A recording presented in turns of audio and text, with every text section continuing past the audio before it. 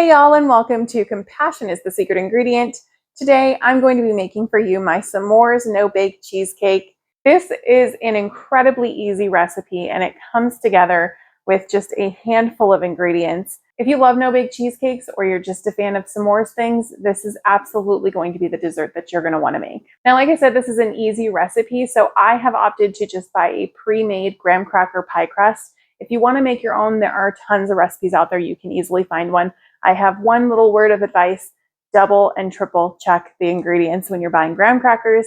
It is so hard to find vegan graham crackers. Most contain honey. Now, in terms of the pre-made graham cracker pie crusts, I have found that the Whole Foods one and the Sprouts one are both vegan friendly, and the Sprouts one is actually gluten-free. That's the one I'm using today just because I happened to be at Sprouts the other day when I was purchasing ingredients. To get started, we're going to go ahead and fluff up our cream cheese. So I am using Tofutti brand cream cheese.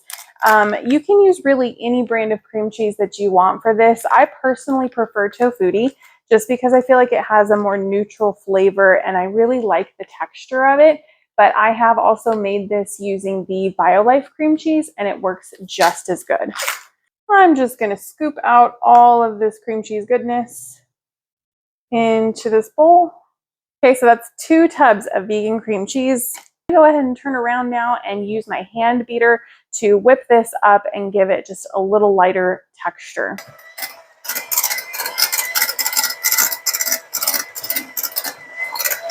That only took about 30 seconds and my cream cheese is nice and fluffy now. I'm going to go ahead and add in now an entire jar of the Dandy's marshmallow cream. In goes the entire jar. This is the most difficult part of this recipe, to get the marshmallow fluff out of here.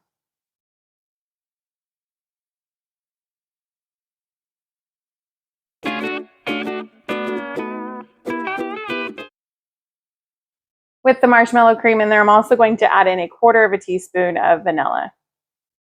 Okay, now I'm going to take this mixture back over to my hand blender and I'm going to give it another really good blend.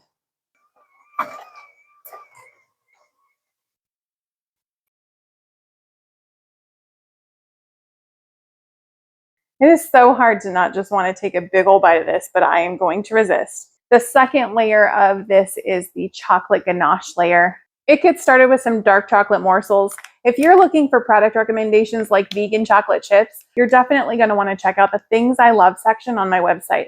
It features product recommendations for everything from your home to your skin to your pantry, and it is completely free and it is available to you 24/7 to help you discover products that you're going to love that are both vegan and cruelty-free. Now, real quick, let me just be honest here and say that there are no morsels in this bag of dark chocolate morsels. I have chunks. Giant chunks, because this whole bag when I got it was one solid melted piece of chocolate. I did the best that I could to break it apart into pieces, and I'm going to do the best that I can in measuring it. We're going to need 3/4 cup. Okay, I think I have about 3/4 cup. We'll say it's close enough. Now I'm going to be melting this using the microwave in 30-second intervals. It's going to take about 1.5 minutes or 2 minutes, depending on the actual vegan chocolate you get and your microwave, and also the dish that you're microwaving it in. You could absolutely do this in a double boiler, but again, this recipe is all about making it just as easy as can be to bring this all together.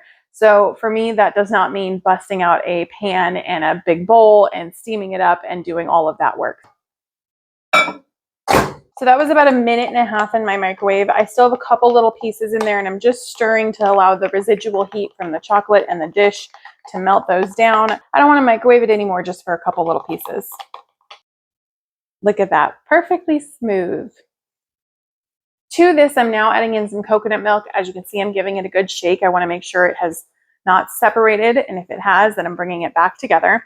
You could absolutely use coconut cream instead. Don't feel like you have to go buy a special one. Whatever you have in your pantry, do double check the date, obviously, but whatever you have in your pantry, you can use.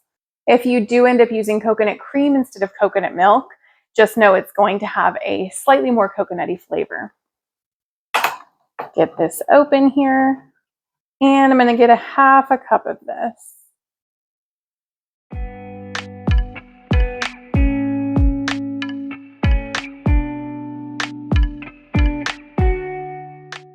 So I'm just making sure everything here is smooth. I do want to add in just a little bit of salt here. I took the lid off my pre-made graham cracker pie crust, and we're going to go ahead and start by putting in our no-bake cheesecake filling. Just spread this around.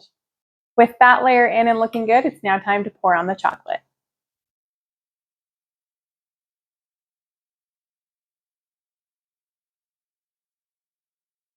And just give that a little spread.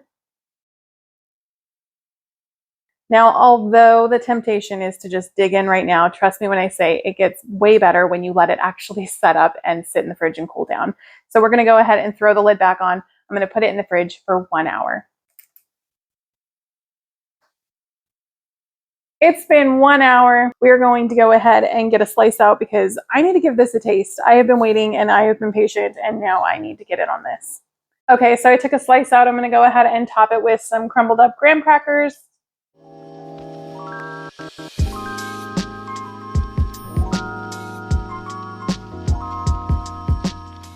It's time to give this a taste.